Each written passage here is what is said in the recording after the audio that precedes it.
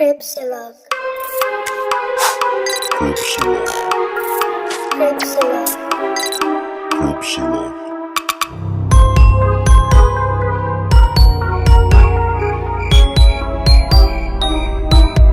Cripsilog. The head trip fantasies were a bit like trophy. You know, the head is where everything is at. The brain, eyes, mouth, that's the person. I remember being told as a kid, you cut off the head and the body dies. The body is not nothing after the head is cut off. Well, that's not quite true. There's a lot left in the girl's body without the head. So in a way, kasi nga walang ulo, walang identification. For him, it's just, parang dummy, ganon. Kaya Sex okay. doll. Sex doll, yeah. On April 20, 1973, after coming home from a party, 52-year-old Clarnell Elizabeth Strandberg, si Ermat, Ito na. awakened her son with her arrival. Is this the night? The night, while sitting in her bed reading a book, she noticed Kemper enter her room and said to him, may voice. May I voice. suppose you're going to want to sit up all night and talk now. Kemper replied, No, good night. He then waited for her to fall asleep and returned to bludgeon her with a claw hammer. Then slit her throat with a knife. He subsequently decapitated her and engaged in erumatia with her severed head What the- before using it as a dartboard. So Ed Kemper had sex with his mother's severed head. Yeah, that thing I can... Parang na-desensitize na ako dun after he has done it with... A million of times. Pero yeah. yung dart... And then after having sex with it, used it as a dartboard. Like, Yeah, that thing, And that's siguro I can super- imagine na sigaw siya ng sigaw. Galit siya sa ermat niya eh. This is the target that he has in his head for a very long time. Si Mommy. But Galit na galit siya dito. ano yung culminating point? Umuwi lang naman at ginising. Oo nga eh. Hindi, meron siya. alam ko may sinabi dito yung nanay niya eh. Which is Pero yun nga yung, let's I find out. suppose you're gonna... whatever. Kemper stated that he put her head on a shelf and screamed at it for an hour. Oh. Threw darts at it, and ultimately smashed her face in. He also cut out her tongue and larynx and put them in a garbage disposal. However, the garbage disposal could not break down the tough vocal cords and ejected the tissue back into the sink. That seemed inappropriate, sabi ni Kemper. As much as she'd bitched and screamed and yelled at me over for so many years. Alam ko may sinabi si Ermat niya eh. Na nag-trigger. Wait. Parang ang sinabi ng Ermat niya na ikaw yung dahilan kung bakit parang wala pa ako nakaka-sex for a very long time. Galing party si ate. First siguro, the mom was hoping na meron siyang iuwi. Pero wala siyang nauwi, siguro. Parang ganun yun yung sinabi niya kay Ed Nagtagumpay. Kemper. Kaya din siya nag-perform ng erumation na parang, ayan na yung sex mo. Yikes! Ew. Yeah. Kemper then hid his mother's corpse in a closet and went out to drink. Upon his return, he invited his mother's best friend, 59-year-old Sarah Taylor Hallett, over to the house for dinner and a movie. When Hallett arrived, Kemper strangled her to death, decapitated her, and spent the night with her dead body. Okay, so walang sex na nangyari. He subsequently put her corpse in a closet, obscured any outward sign of a disturbance, and left a note to the police, and it read, Approximately 5:15 a.m. Saturday, no need for her to suffer anymore at the hands of this horrible, murderous butcher. It was quick, asleep, the way I wanted it. Not sloppy and incomplete. Just a lack of time. I got things to do. So may note pa siya. Kemper left the scene, driving nonstop to Pueblo, Colorado. After not hearing any news on the radio about the murders of his mother and Hatlet when he arrived in Pueblo, he found a phone booth and called the police. He confessed to the murders of his mother. Oh. So, nag-confess siya. He turned himself in. But the police did not take his call seriously and told him to call back a later time. So, Akala lasing. kasi nga, nag-trip ka ba? Kasi nga kilala nila to, si Big Ed to. Yeah. Several hours later, Kemper called again asking to speak to an officer he personally knew. Kemper then confessed to that officer of killing his mother and Hallett and waited for the police to arrive and take him into custody, where he also confessed to the murder of the 6 students. When asked why he turned himself in, Kemper said, ang dami naman yung quote. Quote pala gusto mo.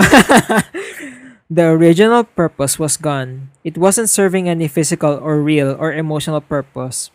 It was just a pure waste of time. Emotionally, I couldn't handle it much longer. Toward the end there, I started feeling the folly of the whole damn thing. And at the point of near exhaustion, near collapse, I just said, to hell with it, and called it off. So, yun na, parang sa kanya kasi yun yung ultimate target niya, yung airmat niya. Oh. Tsaka meron pala dito na kaya din siya umalis papuntang Colorado. Kasi parang meron siyang baril. Di ba yung baril na ginagamit niya? Yung rifle. Parang unauthorized yata na kailangang i-confiscate ng police. So yung merong mga, di ba mga kaibigan niya yung mga police? Kaya lang, ayaw din naman ng mga police na sila yung gumawa nun. Kasi nga, ang laki ni Ed. Parang how could you do that? How would you do that to a 6'9" guy? Na kunin yung baril niya. Parang ang dali lang i-tackle and ipin ka nun eh. So sila, bunutan sila kung sino yung kung sino yung police na confront kay Ed. So ang nakukuha nung shortest yung isang newbie police. Kawawa naman. Siya pa talaga. Tapos siya yung kumuha nga nung baril. At that time, nung kinukuha niya yung baril, merong body dun sa trunk niya.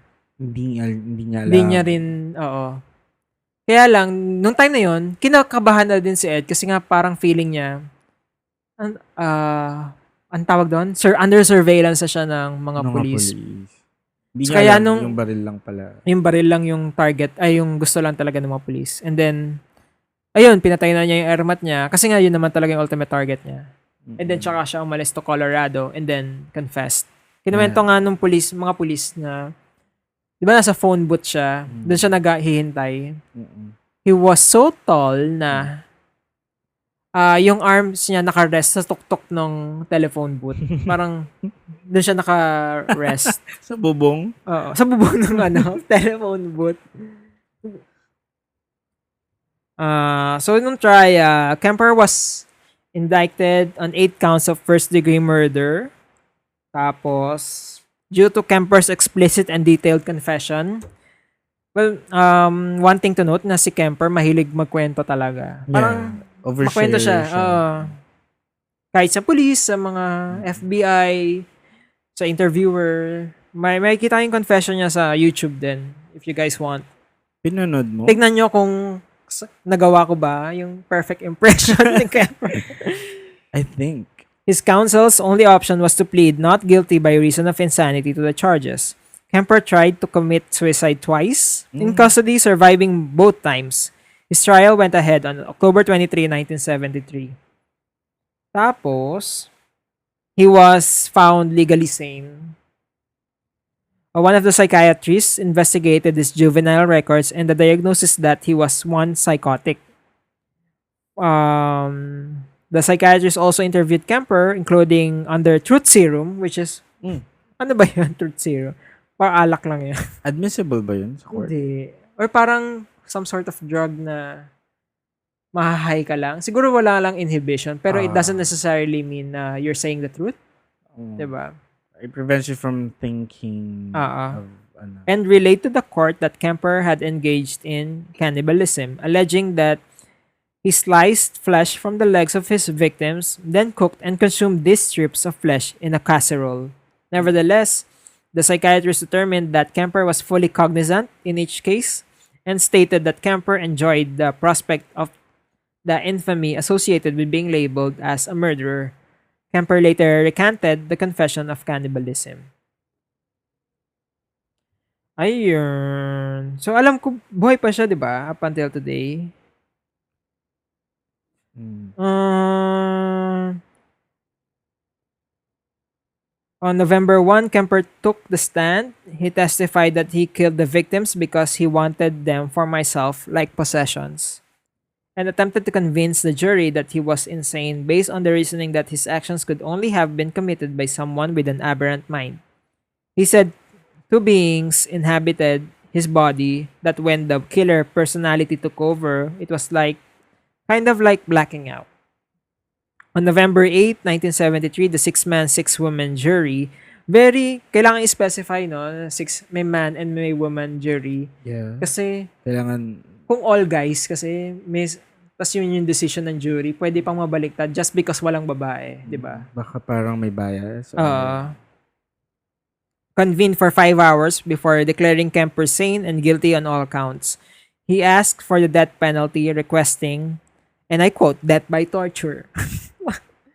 However, with the moratorium placed on capital punishment by the Supreme Court at the time, he instead received 7 years to life for each count, with these terms to be served concurrently and sentenced to the California Medical Facility. Nalusutan na yung death penalty. Ano kaya yung torture to death? Oo nga, torture. Anong klaseng torture ba ang gusto mo? Kasi, di ba pag execution, hindi normally, dapat, hindi pwedeng, torture. Dapat mabilis yeah. So, Kemper was incarcerated in the same prison block as other notorious criminals such as Herbert Mullin and Charles Manson. Wow, mga Hall of Famers buddies. din. Kemper showed particular disdain for Mullin, who committed his murders at the same time in Santa Cruz as Kemper. Sabay sila. May competition. He described Mullin as just a cold-blooded killer, killing everybody he saw for no good reason. So parang, for him, walang kwenta si Mullin kasi it's random. Walang calculation. He's just a killer. Killer lang. Kemper manipulated and physically intimidated Mullin, who, at 5'7", was more than a foot shorter than he. Kemper stated that Mullin had a habit of singing and bothering people when somebody tried to watch TV, so I threw water on him to shut him up. Then, when he was a good boy, I'd give him peanuts. Herbie liked peanuts. That was effective because pretty soon he asked permission to sing. That's called behavior modification treatment. Ano talaga siya, Ang kulit He's nito, really, no? So, you get it. Kemper remained in Gen Pop in prison and is considered a model prisoner. Mabait si Kuya. Kasi nga, friends niya din yung mga pulis. He was in charge of scheduling other inmates' appointments with psychiatrists and was an accomplished craftsman of ceramic cups. So he's also a prolific reader of books on tape for the blind. So parang model prisoner talaga siya. He was retired from all the position in 2015 after he experienced a stroke and was declared medically disabled. He received his first after the Form CDCR designated number in 2016 after failing to provide a urine sample. While imprisoned, Kemper has participated in a number of interviews, including in the 1982 documentary The Killing of America, as well as an appearance in the 1984 documentary Murder, No Apparent Motive. His interviews were notable for their contribution to understanding the mind of serial killers. FBI profilers John Douglas described Kemper as among the brightest prison inmates he ever interviewed and capable of rare insights for a violent criminal. Kemper is forthcoming about the nature of his crimes and has stated that he participated in the interviews to save others like himself from killing. At the end of his Murder No Apparent Motive interview, he said, may quote na naman, "There's somebody out there that is watching this and hasn't done that, hasn't killed people, and wants to, and rages inside, and struggles with that feeling, or is so sure they had it under control. They need to talk to somebody about it, trust somebody enough to sit down and talk about something that isn't a crime. Thinking that way isn't a crime. Doing it isn't just a crime, it's a horrible thing. It doesn't know when to quit. It can't be stopped easily once it starts. So, marami siyang interviews. Kemper was first eligible for parole 1979. He was denied parole that year, as well as at parole hearings in 1980, 81, and 82. He subsequently waived his rights to a hearing in 1985. He was denied parole in 1988 hearing where he said, "Society is not ready in any shape or form for me. I can't fault them for that." He was denied parole again in 1991, 1994. He then waived his right to a hearing in 1997 and in 2002.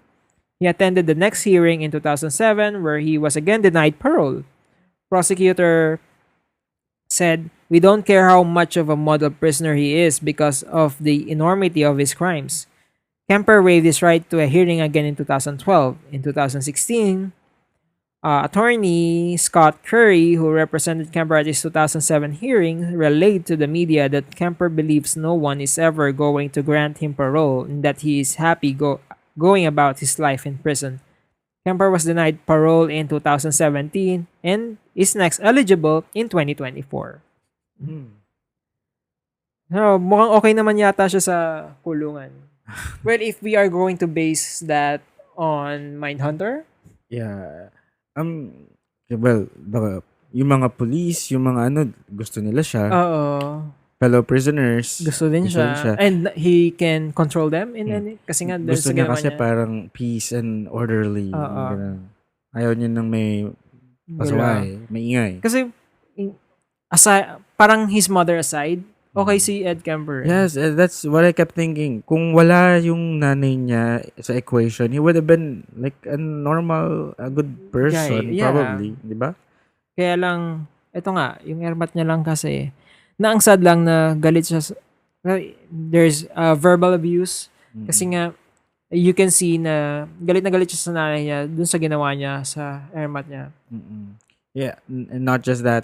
Lahat ng murders niya ay triggered ng something, ng an argument. Yung Argument sa siya with the mom. yung lola niya, and every time mag-away sila ng nanay niya, lalabas siya to kill To someone. kill somebody else. Yeah. So that's why he looks down on others na pumapatay lang just for the sake of killing. Siya kasi he acts out on his emotions. That's his outlet. Parang in a way, we can also say na katulad din ng trait niya na nagtetest siya. Tinetesting niya kasi he ultimately wanted to kill his mother. By then, tinetesting niya. praktisado na siya. Alam na niya ang gagawin niya. Yeah. Ganun. Just, well, the passion, yung the anger part, I feel Understand, that. I yeah. understand that. Kasi meron pa nga siyang line na in my head, parang in-interview siya and he said, "In my head, I already killed you." Mga ganun. Ako, I'm all for revenge. Oh, wow. Kasi, di ba, imagine mo, when you watch a movie, tas diba, inapi-api yung bida, and then Mga revenge movie like I diba? Saw the Devil, ganun. Di ba? Ang sarap sa feeling kapag ka nag-succeed sila. Parang, ito kasi, yes, he took his revenge, but he took it a little too far. Kung yung dun lang sana sa anger and murder, okay, No, we can I understand. understand that you don't have to fuck them. Yeah. Yung Well, kasi severed siguro head. nga, dahil nga sa sinabi ng nanay niya na wala akong karat ngayon. Dahil sa'yo. Gusto ko yan. Oo, kaya Alam mo, ikaw. ikaw talaga yung Gigil na punot gigil. dulo nito eh. Gigil na gigil ako sa'yo eh. So, yun yung ano. Yun Na- yung, Inalis niya pa yung larynx yeah, and tongue. yeah. Kasi That's symbolic. his mom is a nagger na Talker. Yeah. may verbal abuse from his mother. And to... Tinapon niya. Dun sa... I think yung na-visualize ko yung sa yung waste disposal sa sink, yung parang may blender dun sa loob. Heroes. Oo. Yeah. This is truly sad na story. Kasi, di ba? Na parang kung mabait lang yung nanay niya sa kanya. Yeah, he wouldn't have turned out That way, yeah. Tapos, So- if you guys want, ayun, nandun siya. Yung Yeah. ina-emulate ko very hard na Ed Kemper voice. Yan, nasa Mindhunter kasi siya. Yes, at kamukhang-kamukha niya. Oo, ang galing, di ba? Yung actor. Tapos parang, ayun, mild-mannered, na polite, Yeah. si kuya. Tapos kinakausap din siya ng mga FBI. He's likable nga eh. Di ba? Oo nga Parang yung nature niya. na parang you will find it hard to believe na this is a serial killer. imagine the person na you like, yung parang this yung fatherly figure na nakikakilala mo na you can't help but trust. Oo. Di ba? Parang ganun. Ganun siya. Tapos, Then you find out, killer pala. not just that. Eromatia. Into eromatia of your severed head. Naalala ko ngayon line doon sa Mindhunter na, di ba gusto ni Holden na interview si Ed Kemper. Tapos, ang sabi nung partner niya, sino partner niya? Billy? Ay, hindi ko maalala ang pangalan. Na parang, okay, sige, I'll expect Ed to have sex with your severed head. Later. Parang ganun na lang. Kasi ganun yung trip ni Kuya. Oh my God. So, ngayon, naghihintay siya ng kanyang next for 2024. Pero parang sinabi naman niya that the world is not ready for Ed Kemper. Well, ano nga, kasi nga, ikaw ba? Alam mo, kasi usually, pagka ganyan na i-release ang prisoner, somebody na as high profile as... well, not necessarily. Pero ang tinitingnan kasi nila dyan, what's the likelihood of you repeating that crime? Okay. Wala nang nanay niya eh. Oo nga eh. Parang yun lang naman talaga yung... Nag-surrender nga siya eh. Hindi nga siya nahuli, di ba? Yeah, the fact na ganyan. Na parang... Tapos, siguro... sorry, go. Hindi, yung kung gaano lang kagrabe yung crime na ginawa niya. And yung part na he talks to other potential killers, telling them na it's something you don't wanna do, it's a horrible thing. And I find that kasi the compassion. Wow, compassion. Merciful and compassionate. Yeah. Parang naging model si Ed Kemper. Hindi mo talaga masabi sa tao. There's no absolutes pagdating sa ugali. There are really nice people who are evil, and there are like people who do bad things, pero deep inside, maayos sana sila. Diba? Parang environment, circumstance. That nature versus nurture. Yeah. That drove him to... Tayo na talagang, wow. Dami natin alam. Oh, if you can share, di ba? Share what? Na kung ano man yung analysis nila about kung bakit, why do people kill. Kasi naalala ko yung sinabi mo pala kanina na very Pinoy na you can understand revenge. Oh, yeah. Kasi nga, in a way, very Pinoy yan na hindi tayo, kung ikaw yung target ko, ikaw lang. Or siguro your family member. Diba? Yeah, remember, if you hear sa news yung mga crimes of passion, like yung asawa, nahuli niya sa ganito, tapos pinatay niya, parang, okay, that's... Naalala yung teacher, di ba? Na pinatay while inside the classroom. Bakit? Parang mag-break na yata sila. Ayaw nung lalaki. Ay, oo, naalala ko yan. Oo. So, pinatay niya yung teacher inside the classroom, tapos nag-suicide din siya, di ba? Tama, okay. Mag-shota sila. Yung mga ganun, parang... You understand bakit nagkaganon sila eh. Kaya ang hindi natin naiintindihan what we're not used to, yung tinanggal yung face. Yeah. Yan sa Cebu? Oo. So yeah. Na parang hanggang ngayon, unsolved pa rin, di ba? Which is, maganda ring maging topic natin. Parang it's so premeditated, hindi siya yung bugso parang ng damdamin niya. It's super brutal. Is the removing of the face symbolic in any way? Kasi nga, kasi medyo maganda yung bata. Pwedeng ni-rejection nun. Rejection? Tapos if you find me ugly, sige, ikaw. Sige, ikaw. Ito. Alisin ko yung mukha mo. Tayo na talaga ang... Yes. Pwede na tayong FBI profile. Tulungan natin sila mahuli.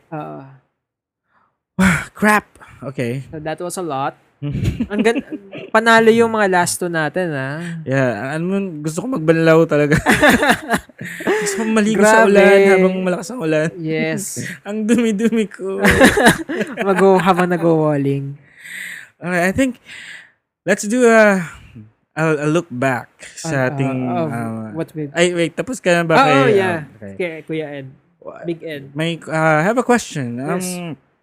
Sa ating 10 serial killers, what's one thing na you found na common sa kanilang lahat? Common yung... Well, dun sa mga may necrophilia tendencies. Common yung pipicturean nila yung victims nila. Yeah, but for Ano ba, everyone, like cause?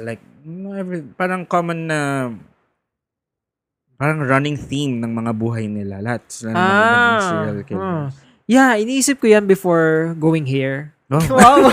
Hindi kasi parang lahat ba sila abused physically, verbally nung bata sila?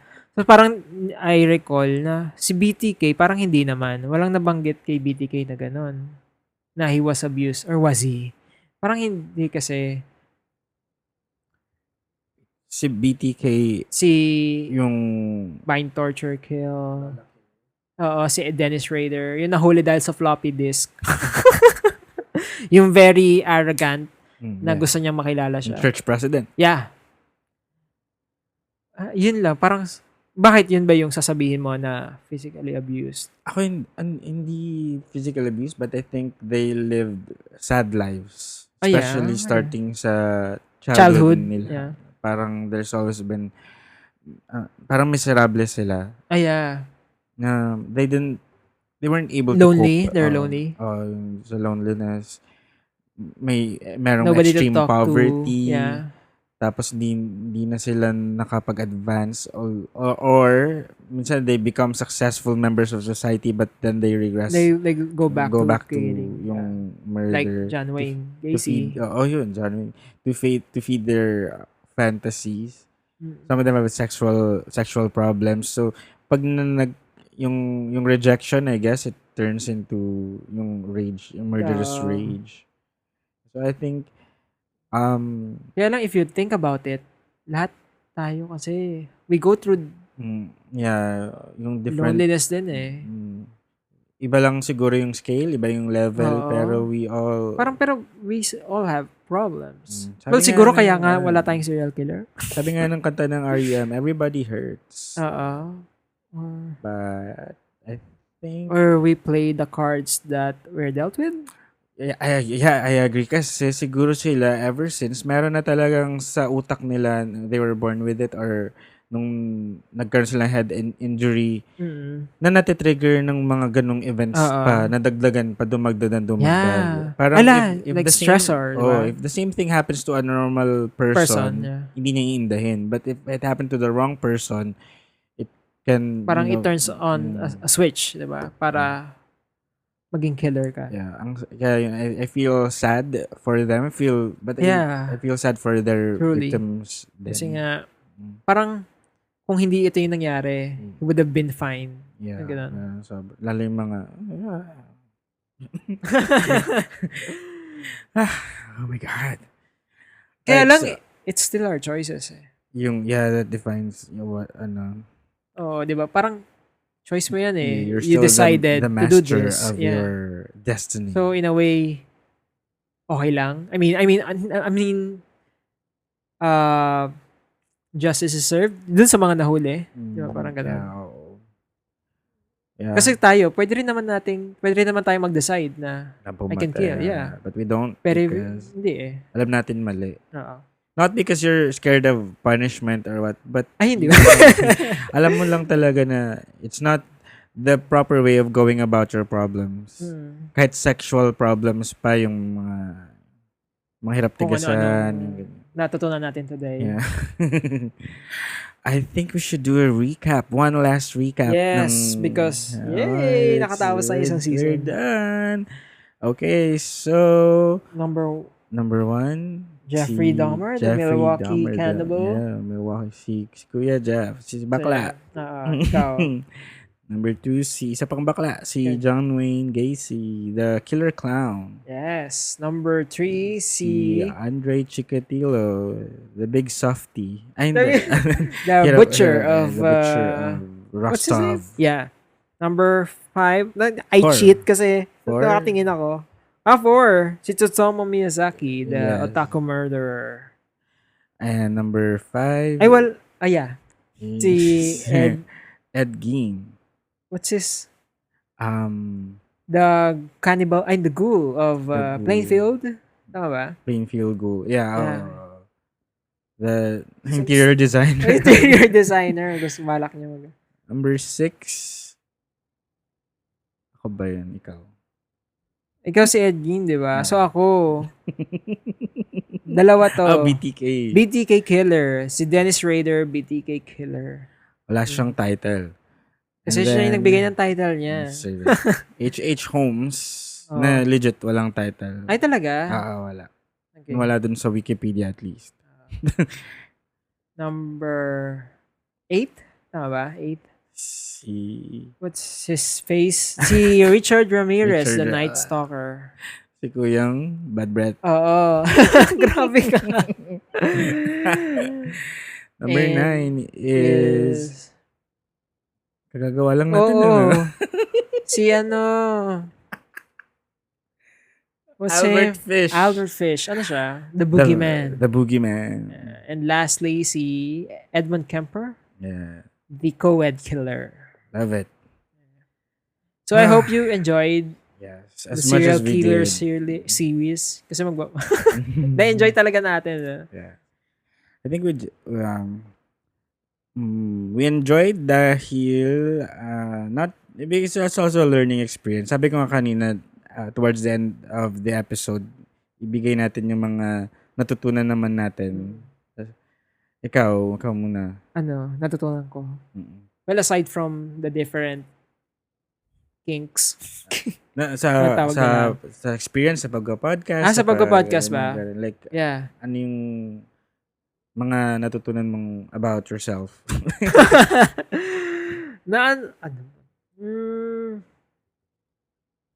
Ano ba?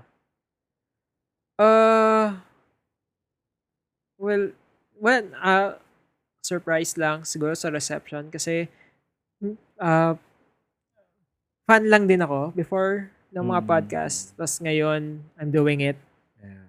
Tapos, ito, mayroon tayong mga taong nag-enjoy. Meron tayong mga taong napapasaya because of this. Yes. And I agree. very, fulfilling in a way. Fulfilling. Kasi at least, yun, nagugustuhan niyo kasi itong podcast. Ba't pala mas naunang sumagot kasi nakuha mo yung isasagot? Ay, sorry naman. Sige, sabihin mo na. Hindi, yun din. Parang, di ba nagkayayaan lang naman talaga Oo. tayo? We both listen to the same podcast. Pero parang one day, nagkayayaan lang and then we decided to just go for it. Wala nang Oo. isip-isip. Bahala Parang na. anong sasabihin nila, ang pangit ng boses natin, Parang, saan tayo mag-record. It's, parang for us, we just wanna do it. Parang parang- everything is just spur of the moment. So, I learned about myself, about you.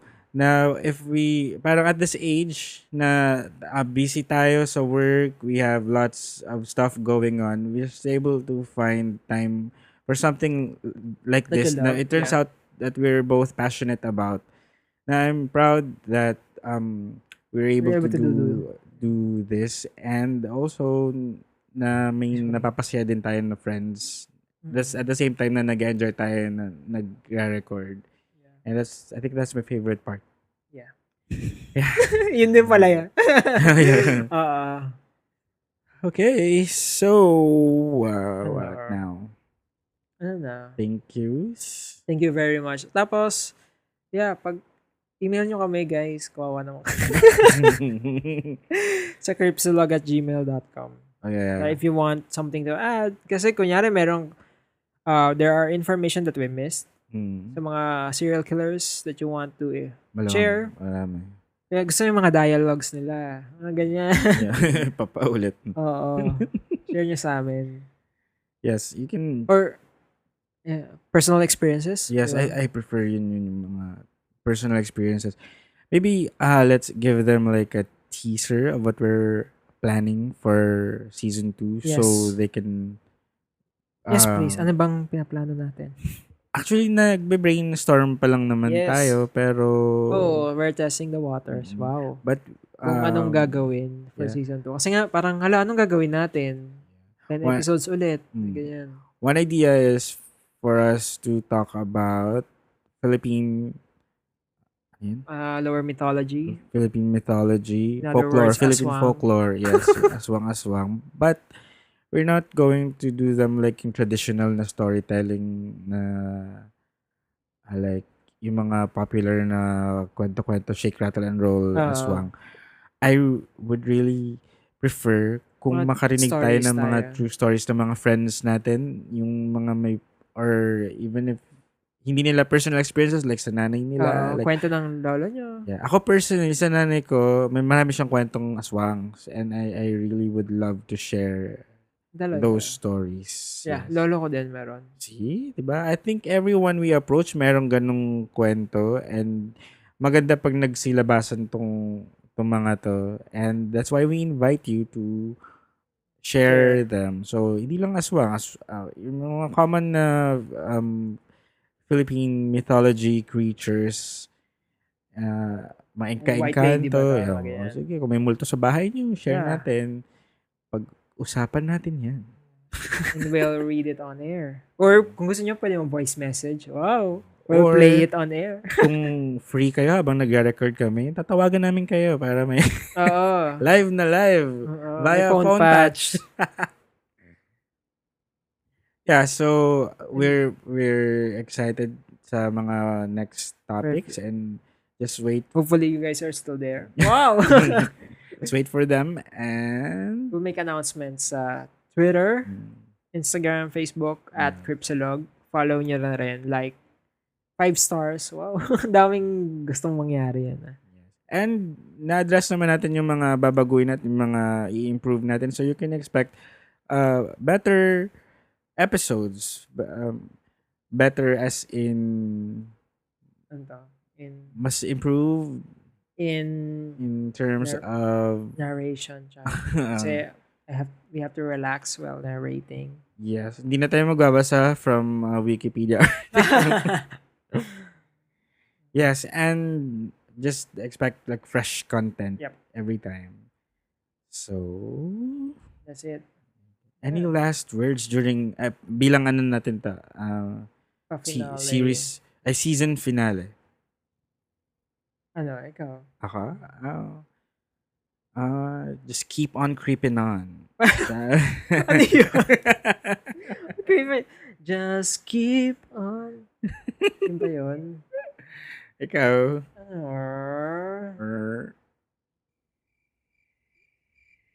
Hoy! Ay, Sorry. Ano ba? Ako ba? Ano? Follow nyo lang kami. Sa at Villanuovi. at Reglentot? Ano ba? Just keep yourself in check.